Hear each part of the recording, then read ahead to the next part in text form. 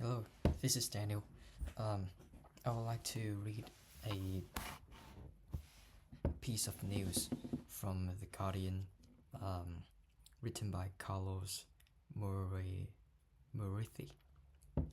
High-tech, high yields. The Kenyan farmers deploying AI to increase productivity. AI apps are increasingly popular among small-scale farmers seeking to improve the quality and quantity of their crop. Sami Salim strode through the dense, shiny bushes on the slopes of his coffee farm in Sowot village in Kericho, Kenya, accompanied by a younger farmer called Kennedy Kirui. They passed at each corner to send the farm's coordinates to a WhatsApp conversation. The conversation was with virtual agronomist, a tool that uses artificial intelligence to provide fertilizer application devices using chat prompts. The chatbot asked some further questions before producing a report saying that Salem should target a yield of 7.9 tons and use 3 types of fertilizer in specific quantities to achieve that goal. My God, Salem said upon receipt of the report. He had planned to use much more fertilizer than virtual agronomist was recommending. I could have wasted money. In Kericho and other parts of Kenya, AI-powered tools have become increasingly popular among small-scale farmers seeking to improve the quality and quantity of their produce. Pests, diseases, and a lack of technical know-how mean farmers have become accustomed to suffer crop losses on a large scale. They used to rely on advice from agricultural extension officers, professionals deployed by local governments to provide educational services to the farmers. But their number have declined in recent years due to inadequate funding. Salim started using virtual agronomist on his 0.4 hectare farmer in 2022 with the help of another farmer who had a smartphone at the time. Following its recommendations, his farm produced 7.5 tons of coffee, his highest yield ever. He's optimistic that the new recommendation will work. Technology helps, he said.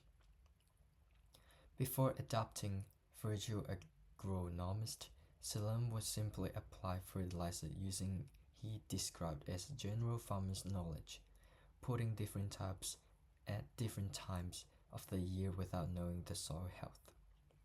The farm's productivity was low. In one season, he managed to produce only 2.3 tons of coffee. At other times, he'd take samples of his soil for testing at labs far from Sowot. But the results would take months to come back, and sometimes they wouldn't arrive at all. A big change for farmers is not knowing exactly what their soil needs, said Flora Maritim, farm factory managers at Sowot Coffee Farmers Cooperative Society, which buys coffee from local farmers.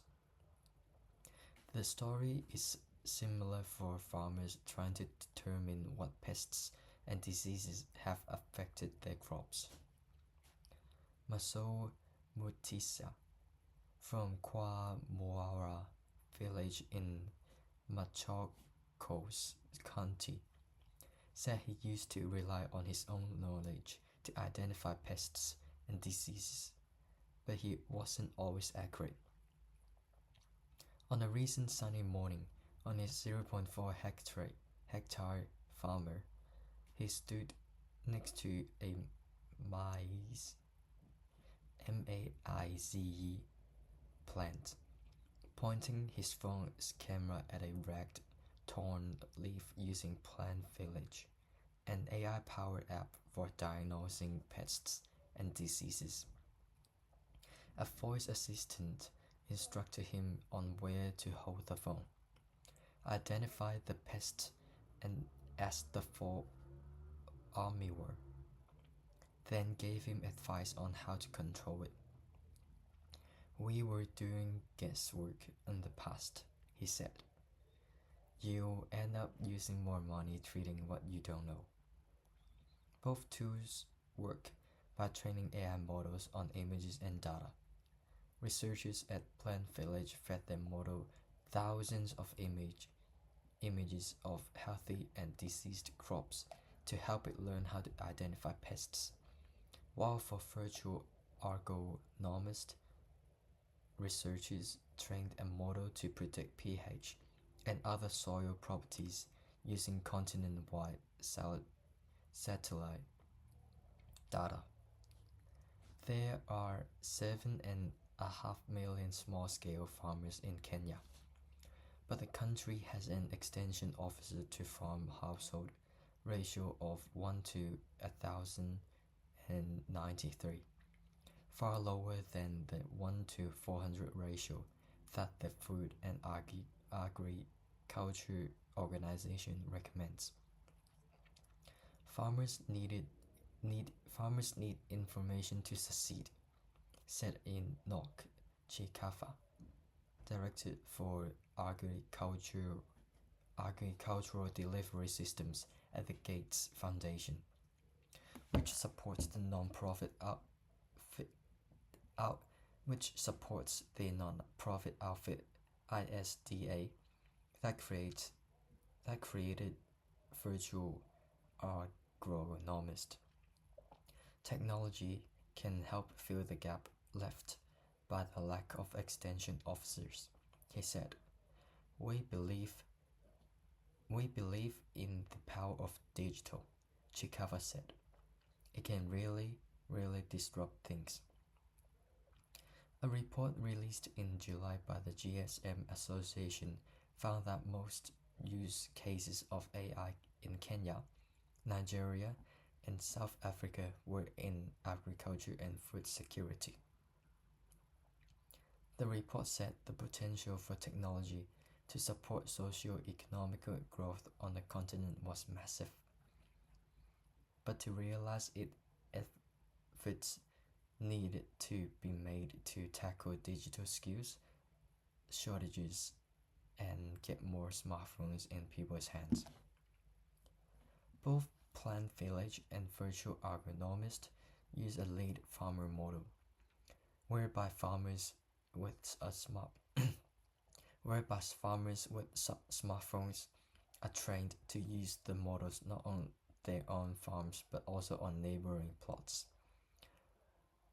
Plant Village is free to use, as is Virtual Agronomist for all crops apart from coffee, for which it charges KSH 3,300, about 170 euro for advice.